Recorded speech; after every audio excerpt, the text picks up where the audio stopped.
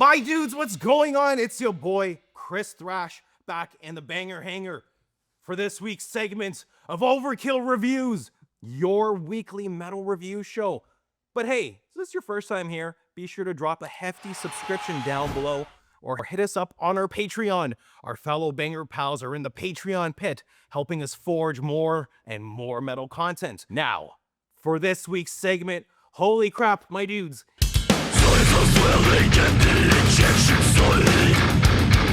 Monitor these subjects' vitals. The novel virus must be integrated into the patient's genome.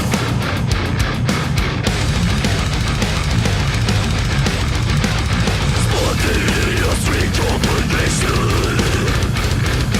cellular mutation, genetic transformation. It is my absolute pleasure to be reviewing one of the best new age metal bands, Revocation, and their brand new release, New Gods, New Masters, available September 26th via Metal Blade Records. Formed in Boston, Massachusetts. Damn, I can't believe I'm actually a fan of something coming out of that city. Still hate the Bruins though. Revocation were born in 2006 from the ashes of their initial high school band, Cryptic Warning, by the dankest Jackson dual-wielding with matching colored Nike high-top homie Berkeley Dean's list of riffmaster, Lord and Savior Dave Davidson. This band is heralded as one of the best in integrating death metal with a plethora of influences ranging from thrash, black metal, right even to jazz. Since signing to Metal Blade Records, the band has undergone several lineup changes, leaving Dave Davidson as the only original member of the band. The lineup currently consists of Canadian drum icon Ash Pearson, also of 3 Inches of Blood, on drums, with new bassist Alex Weber in 2025, and Harry Lannon on rhythm guitar and backing vocals, who recently joined in 2023. With their their ninth studio album in just under 20 years, and a new lineup on deck, how does this album fare in their discography? Is this a 2003 ALCS Red Sox or 2004 ALCS Red Sox? Let's get into it! Every once in a while, Dave will hit ya with a good old Bostonian left hook. Despiritualized begins with the most eloquent, clean guitar part before Dave shrieks in evil glory with some in-your-face death metal. Cronenberg's outro and feature alone is such a riveting, warm, dank envelope of an alien ripping through your chest cavity level out of this worldly shred.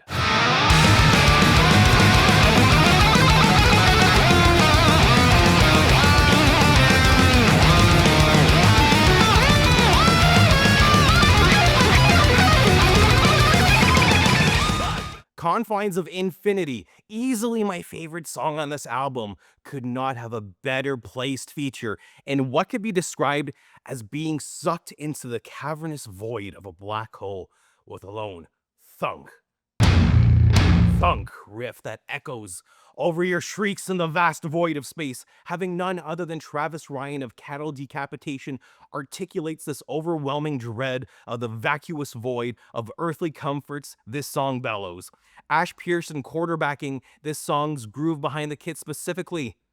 Hats off to you, my dude. You fucking cooked with this one.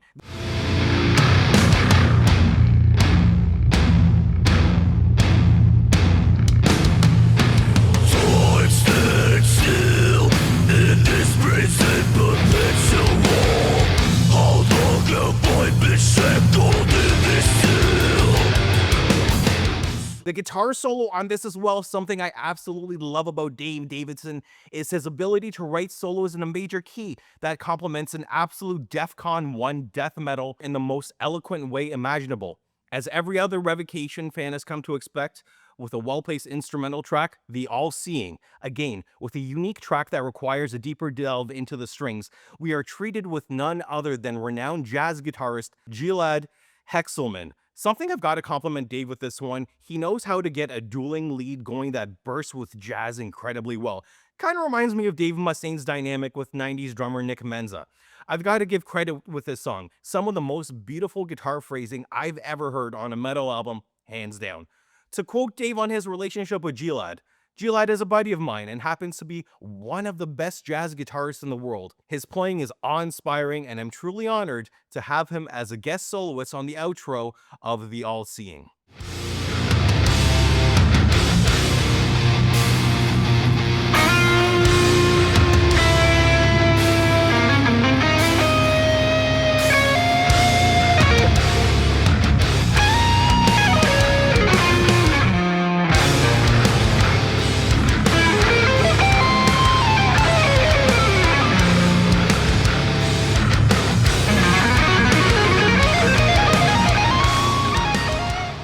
The second song, Sarcophagi of the Soul, articulates the overwhelming theme of artificial intelligence being our new overlords.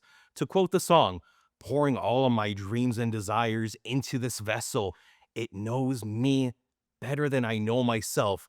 With each nail in the coffin, it entombs my essence, usurped by my avatar. With how much blue screen overload we objectively all are being sucked into, how relatable is this? I love that Dave's attention to lyricism rivals his detail to dank fucking riffs. As you can see by this display here, I really love this band. I've seen them in the double digits. I think if there's going to be any critique of this record is that it's a bit less technical in the sense that where albums like Deathless and Chaos of Forms build upon similar ideas and bloom with technical prowess, it's a record that certainly focuses more on the groove aspects of the song rather than the aforementioned. Do I have a problem with this? Absolutely not. I'm stoked as fuck to hear Revocation continue to grow as artists, as this album aptly demonstrates. My one personal critique would be to throw in a song that leans a bit more heavily on some nasty bass leads and grow a song structure around that. With a fresh lineup, that's something I'd certainly love to see in the future from the Revo homies. In my humble opinion, the best mixing and mastering Revocation has ever delivered from a studio album. You best bet that their headlining tour is one that you don't want to miss out on. The album artwork, my fellow paisano, Paulo Girard, absolutely fucking ate some spicy sopressata off a knife and drank some red vino with this one. Immaculate album artwork. So, what's the verdict on this record? This is an easy 4.5, 5 skulls from me, and will certainly be one of the rivals for my top 10 albums of the year.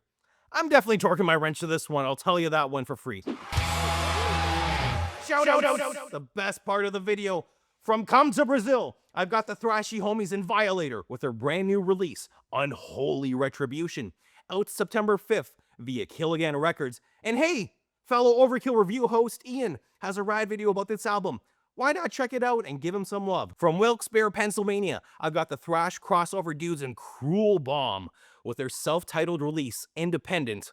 Are you pissed off and in the mood to crush 14 beers in the parking lot before getting into a fistfight at Applebee's? This band is for you. Absolute piss and vinegar attitude. All the way from South Amherst, Ohio, I've got the Thrash Overlords in Vindicator with a monster of a comeback album, Whispers of Death, available now, independently released. With title tracks like Thirst for Violence. Do you need any more motivation to check this out? You've been great. I've been Chris, signing off another epi of Overkill Reviews. Till next time, stay thrashy, my friends.